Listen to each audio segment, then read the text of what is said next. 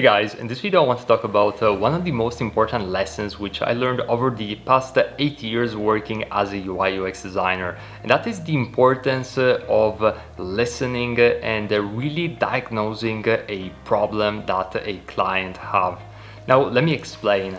You should ideally see yourself as a doctor, especially during the first phases of the project, since you really want to understand what is the problem that the client is trying to solve, and don't make any assumption. Just keep your mind open and ask a tons of questions.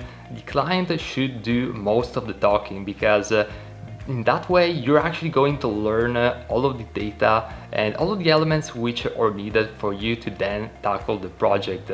And then in the second stage, that's where one of the most important elements of the process happens, which is once you have the right data and you ask the right questions, you can then use your visual problem solving skills in order to create a solution which is going to solve the client's problem.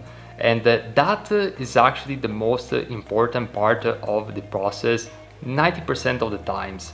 And the reason being is that that's what's going to really bring the most value. That's the high level thinking that is going to help you get those higher paying clients and bring your career to the next level when it comes to actually delivering value and all of the good things that come as a result. Because for the most part, you can create a nice visual design, you can try and adapt all of the theory knowledge which you learned in the books, but the most important thing is to really analyze the client problem and ask the right questions. And that in and of itself is something which takes time to really learn, because if you ask the wrong questions, you're not going to have as an accurate of a picture of the client situation as you can. And then as a consequence, you might miss some important elements which are going to make the final solution suffer. And that, in my opinion, has been one of the most important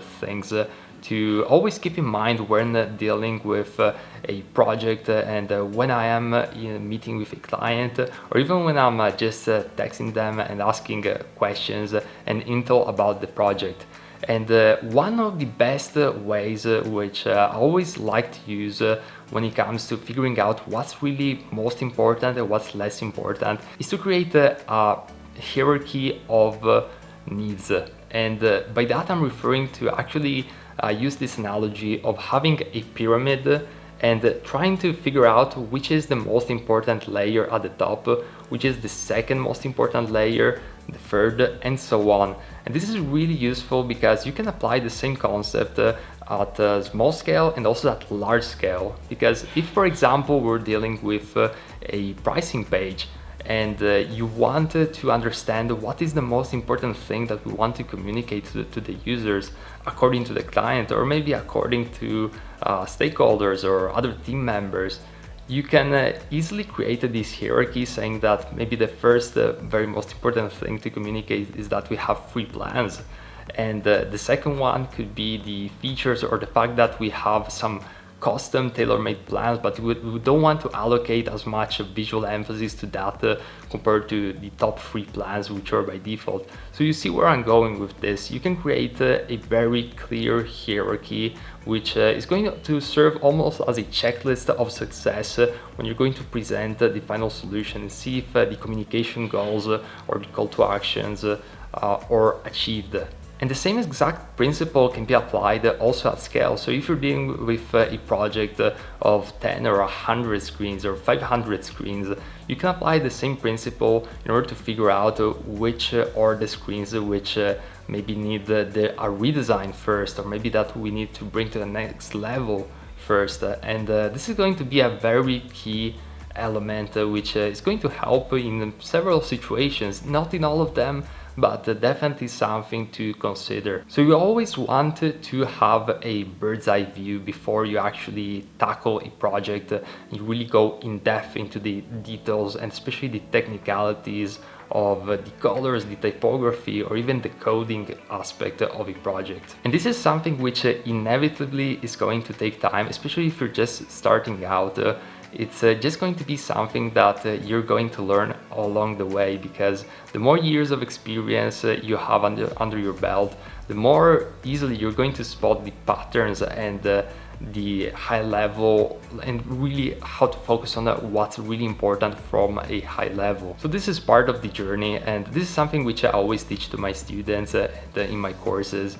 And it's really important to really focus on what's most important for the client and especially for the end user, and then try to reverse engineer a solution based on what the market is requesting and what the client is requesting. And sometimes the client might not have the answer which is actually the best one for the end user. So sometimes you might want to take a step back and do some user research, come up with specific user interviews and things of that nature, which are going to be tools which are going to help you in order to figure out what's really important for accomplishing the project in the best way. So I really hope this video was helpful. And by the way, I'm creating an entire course on how to get started in UI UX design. So if you're interested in that, check it out in the link in the description.